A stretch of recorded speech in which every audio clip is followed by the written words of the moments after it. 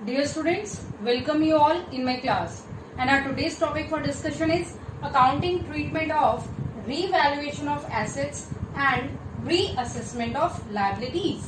अब ये देखिए ये क्या है, इसमें हम एसेट्स को रीवैल्यू करेंगे, लायबिलिटीज को रीअसेस करेंगे, उनको हम तो इसको सबसे पहले तो मैं आपको बताऊं कि ये करने के लिए हम एक रीवैल्यूएशन अकाउंट, जिसको हम हिंदी में पुनर्मूल्यांकन खाता कहते हैं, ये खाता तैयार किया जाता है। ठीक है, तो सबसे पहले देखिए ये खाता होता क्या है और क्यों तैयार किया जाता है। अभी देखो, whenever there is a change in profit sharing ratio, change in profit sharing ratio of partners, जो भी हमारे पार्टनर्स हैं, अगर उन पार्टनर्स की प्रॉफिट शेयरिंग रेशियो में कोई भी चेंज हो रहा है, अगर वो एग्जिस्टिंग पार्टनर्स हैं तो भी अगर कोई चेंजेस हो रहे हैं, या कोई नया पार्टनर आ रहा है तो चेंज हो रहा है, कोई रिटायर हो रहा है तो भी हमारी प्रॉफिट शेयरिंग रेशियो में चेंजेस होते हैं, और अगर किसी पार्टनर की डेथ हो जाती है तो भी हमारी प्रॉफिट शेयरिंग रेशियो चेंज होती है। तो कोई भी केस हो, whenever there is change in profit sharing ratio of partners, तो क्या किया जाता है कि जो भी हमारे एसेट्स और लायबिलिटीज हैं बैलेंस शीट में, एसेट्स और लायबिलिटीज, उनको रीवैल्यू किया जाता है, मतलब उनका दोबारा उनका मूल्यांकन किया जाता है। यह देखना जरूरी है कि जो हमारी बैलेंस शीट में एसेट्स और लायबिलिटीज हैं उनको उचित मूल्य पर दिखाया हुआ है या नहीं। ठीक है, दूसरी चीज इसमें यह भी इम्पोर्टेंट है कि जब प्रॉफिट शेयरिंग रेशियो में कोई चेंज होता है, तो जैसा कि हम पहले भी डिस्कस कर चुके हैं कि कुछ पार्टनर्स ऐसे होते हैं जो प्रॉफिट शेयरिंग रेशियो में चेंज होने की वजह से कुछ गेन करते हैं, और कुछ पार्टनर्स ऐसे होते हैं जो सेक्रीफाइस करते हैं। ठीक है, तो अब ये जो हमारे प्रॉफिट शेयरिंग रेशियो में चेंजेस हो रहे हैं, चेंजेस होने के बाद जो पार्टनर्स सेक्रीफाइस कर रहे हैं या जो पार्टनर्स गेन कर रहे हैं, ये उनके लिए हम रीवैल्यूएशन अकाउंट तैयार कर रहे हैं कि जिस डेट को वो अपनी प्रॉफिट शेयरिंग रेशियो में चेंज कर रहे हैं, उस डेट तक के जो भी प्रॉफिट्स होंगे या जो उस डेट तक के जो भी लॉसेस होंगे, वो हम ओल्ड पार्टनर्स की ओल्ड रेशियो में डिस्ट्रीब्यूट कर देंगे। ठीक है, ताकि इस डेट के बाद किसी को, मतलब जो पार्टनर्स गेन कर रहे हैं या जो सेक्रीफाइस कर रहे हैं, उनमें से किसी का नुकसान ना हो। तो जिस डेट को प्रॉफिट शेयरिंग रेशियो चेंज की जाती है, उस डेट तक जो भी बैलेंस शीट में एसेट्स और लायबिलिटीज होते हैं उनको रीवैल्यू किया जाता है, और रीवैल्यूएशन से होने वाले प्रॉफिट्स या लॉसेस जो भी हो रहे हैं उनको ओल्ड पार्टनर्स की ओल्ड रेशियो में डिस्ट्रीब्यूट कर दिया जाता है। ठीक है, तो ये जो हमारा रीवैल्यूएशन अकाउंट है, ये इसीलिए तैयार किया जाता है कि एसेट्स और लायबिलिटीज, अब ये देखिए कुछ एसेट्स ऐसे होते हैं जो ओवर द टाइम कुछ डेप्रिशिएट हुए होंगे, और कुछ एसेट्स ऐसे होते हैं जैसे कि हमारी लैंड, जिसमें एप्रिसिएशन हुआ होगा। ठीक है, तो वो चीज देखने के लिए कि भाई एसेट्स में कितना डेप्रिसिएशन और कितना एप्रिसिएशन हुआ है, या हमारी लायबिलिटीज की वैल्यू में क्या कमी आई है, या हमारी लायबिलिटीज की वैल्यू में कोई इंक्रीज हुआ है, तो उससे होने वाले प्रॉफिट्स और लॉसेस कैलकुलेट करने के लिए रीवैल्यूएशन अकाउंट प्रिपेयर किया जाता है, जिसको हम profit and loss adjustment account भी कहते हैं। इस अकाउंट को profit and loss adjustment account भी कहा जाता है। ठीक है, क्लियर। ये जो रीवैल्यूएशन अकाउंट है, it is a type of nominal account. ये हमारा नॉमिनल अकाउंट है। तो नॉमिनल अकाउंट है तो इसमें नॉमिनल अकाउंट का जो हमारा रूल होता है वो रूल इसमें अप्लाई हो जाएगा, that is debit all expenses and losses and credit all incomes and gains. Nominal account होने की वजह से जो भी हमारे एक्सपेंसेस या लॉसेस हो रहे हैं, मान लीजिए किसी एसेट की वैल्यू में डिक्रीज हो रहा है, तो वो हमारा एक तरीके से हमारा लॉस हो रहा है, तो उसको हम डेबिट करेंगे, और अगर हमारी कोई इनकम्स वगैरह हैं, उन इनकम्स को हम क्रेडिट करेंगे, जिसके बेस पर रीवैल्यूएशन अकाउंट तैयार किया जाता है और सभी एसेट्स और लायबिलिटीज, देखिए एसेट्स में हम इसमें गुडविल को नहीं लिया करते, ठीक है, गुडविल को हम इसमें छोड़ देते हैं। बाकी हमारे जो भी फिक्स्ड एसेट्स हैं लाइक लैंड है, बिल्डिंग है, मशीनरी है, फर्नीचर है, स्टॉक है, ठीक है, जो भी हमारे एसेट्स होंगे उन एसेट्स को इसमें ट्रांसफर किया जाता है। और हमारी लायबिलिटी साइड में से कैपिटल छोड़ देंगे, कैपिटल इसमें नहीं ली जाती है।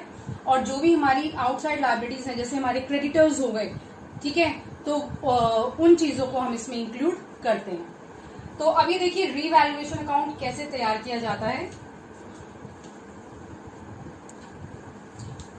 इसकी प्रॉफिट शेयरिंग रेशो चेंज होती है तभी रीवैल्यूएशन अकाउंट तैयार किया जाता है। तो इसमें ऐसा एडमिशन हो, रिटायरमेंट हो, डेथ हो, कोई भी केस हो तो उस टाइम पर हम रीवैल्यूएशन अकाउंट तैयार करते हैं। तो ये देखिए अब हम रीवैल्यूएशन अकाउंट कैसे प्रिपेयर करते हैं, इसका क्या फॉर्मेट होता है। रीवैल्यूएशन अकाउंट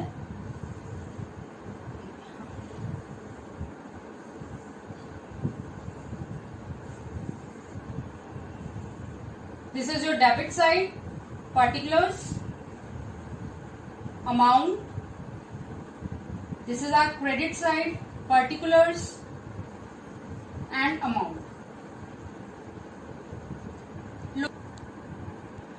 तो ये हमारा revaluation account, this is our debit side and this is our credit side.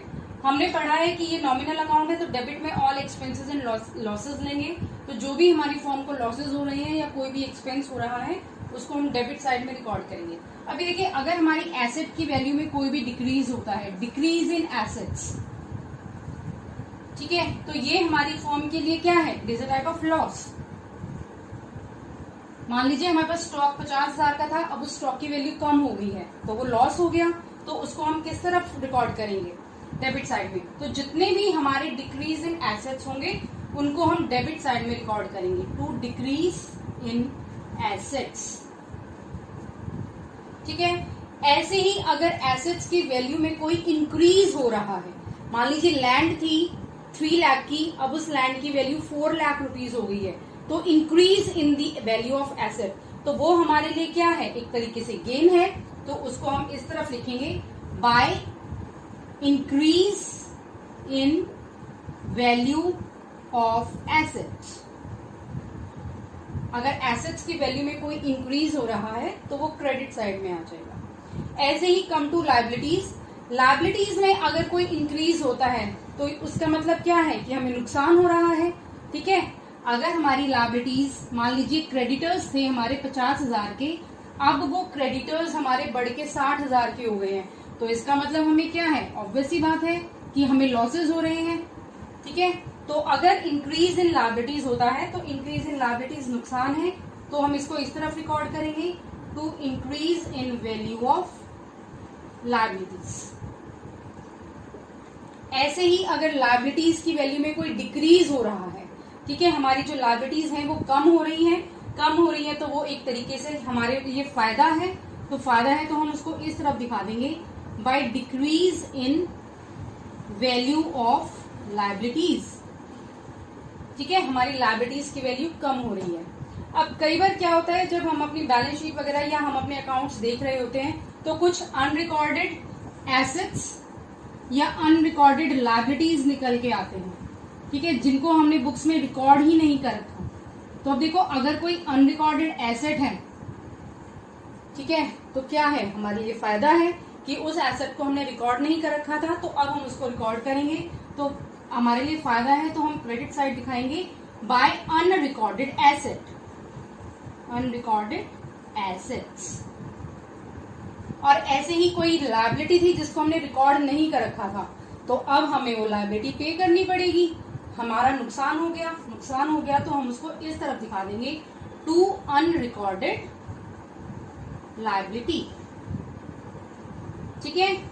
तो इस तरीके से हम एसेट्स और लायबिलिटीज की जो भी हमारी वैल्यूज हैं उनको रीवैल्यू करेंगे, उसके बाद क्रेडिट साइड का टोटल किया जाएगा एंड देन डेबिट साइड, दोनों साइडों का हम टोटल करेंगे। और टोटल करने के बाद अगर क्रेडिट साइड का टोटल ज्यादा है डेबिट साइड से तो दैट रिवील्स द प्रॉफिट, तो वो हो जाएगा to profit on revaluation, profit on revaluation, और ये प्रॉफिट ओल्ड पार्टनर्स की ओल्ड रेशियो में डिस्ट्रीब्यूट कर दिया जाएगा, ठीक है।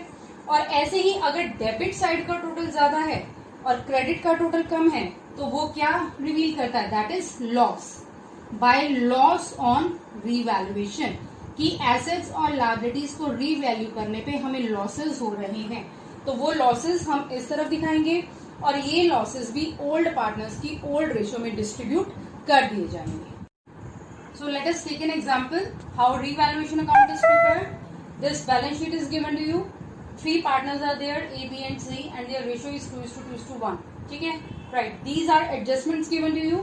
तो हमने इन एडजस्टमेंट के बेसिस पर हमने रीवैल्यूएशन अकाउंट बनाना है एंड कैलकुलेट करना है कि हमारा कितना प्रॉफिट या लॉस हो रहा है। तो let start. First adjustment is value of land appreciated by 1 lakh, कि जो लैंड है उसकी वैल्यू 1 लाख रुपए से इंक्रीज हो रही है, एप्रिशिएट हो रही है। तो इंक्रीज है तो इनकम साइड में हम दिखा देंगे by land account 1 lakh. Second is depreciate plant by 20%, plant की वैल्यू 20% से कम करनी है, डेप्रिशिएट करना है। तो प्लांट है हमारा 2,50,000 का, इसका 20% हो जाएगा 50,000। तो इसको हम इस तरफ दिखा देंगे टू प्लांट अकाउंट 50,000, ये हमें लॉसेस हो रहे हैं। Next is stock revalued at 1,20,000। अभी देखिए यहाँ पर जो है हमारा एट वर्ड का यूज किया गया है कि जो स्टॉक है वो 1,20,000 रुपए पर रीवैल्यू किया गया है। तो यहाँ पर हमारी स्टॉक की वैल्यू है 1,50,000 और ये हमें नई वैल्यू बता रहा है 1,20,000। तो इसका मतलब स्टॉक की वैल्यू में डिक्रीज हुआ है 30,000। और जब भी हम रीवैल्यूएशन अकाउंट बनाते हैं तो सिर्फ नेट इंक्रीज और नेट डिक्रीज जो वैल्यू में होता है, सिर्फ वही जो अमाउंट है वो रीवैल्यूएशन अकाउंट में दिखाया जाता है। तो स्टॉक यहाँ पे 150 का था लेकिन उसकी नई वैल्यू बताई है 1,20,000, तो 30,000 का हमारा लॉस हो रहा है, उसको हम यहाँ पे दिखा देंगे to stock account 30,000। Next is bad debts ₹5,000। Debtors थे हमारे 80,000 के, उसमें 5,000 के हमारे बैड डेट्स हैं, तो वो भी एक से हमारा लॉस हो गया है। तो to debtors 5,000। Next creditors worth ₹5,000 not likely to arise. Creditors थे हमारे 1,20,000 के, उसमें से हमें यूं कह रहे हैं कि 5,000 के जो क्रेडिटर्स हैं वो अराइज ही नहीं होंगे। तो इसका मतलब हमें पेमेंट नहीं करनी पड़ेगी, पेमेंट नहीं करनी पड़ेगी तो हमें फायदा हो जाएगा। तो हम इसको यहाँ पर दिखा देंगे बाय क्रेडिटर्स अकाउंट 5,000। ठीक है, अब बैंक को हम नहीं लेते, गुडविल जैसे मैंने आपको बताया गुडविल को इसमें ट्रांसफर नहीं किया जाता। तो अब हम इस रीवैल्यूएशन अकाउंट को सॉल्व कर लेते हैं। क्रेडिट साइड का टोटल है हमारा 1,05,000 और यहाँ का हमारा टोटल हुआ है 85,000। ठीक है, तो यहाँ का टोटल ज्यादा है 20,000 से, तो वो हमारा क्या हो गया remaining, profit on revaluation. So this is profit on revaluation. 20,000 का हमारा प्रॉफिट हो गया है। अब ये देखिए, अब ये जो प्रॉफिट है ये ओल्ड पार्टनर्स अपनी ओल्ड रेशियो में डिवाइड करेंगे और हमारे पास 3 पार्टनर्स हैं ए बी सी, इनकी रेशियो है 2:1। तो हम इसमें यहीं पर हम ए बी और सी में उनका जो प्रॉफिट का शेयर है वो डिस्ट्रीब्यूट कर देंगे। तो ए का हमारा आ जाएगा 20,000 में से 2/5, बी का भी 20,000 इंटू 2/5, सी का भी 20,000 इंटू 1/5। ठीक है, तो इसको हम सॉल्व कर लेंगे। ये हमारा आ जाएगा 8,000, 8,000 और 4,000। ये प्रॉफिट पार्टनर्स को हम डिस्ट्रीब्यूट कर देंगे ओल्ड पार्टनर्स की ओल्ड रेशियो में और हमारा दोनों साइड का जो टोटल है वो 1,05,000 आ गया। So this is how we prepare revaluation account. ठीक है, और अगर आपको एंट्रीज आती हैं तो एंट्रीज करने का तरीका बहुत आसान है। Revaluation account to plant, revaluation account to stock, revaluation account to debtors. ठीक है, और अगर इस तरफ की एंट्री करनी है तो land account debit to revaluation account, creditors account debit to revaluation account. और रीवैल्यूएशन अकाउंट के प्रॉफिट की entry profit on revaluation account debit to A's capital account, to B's capital account, to C's capital account. तो ये amount हम old partners की old ratio में distribute कर देंगे। So this is your revaluation account. Thank you for watching.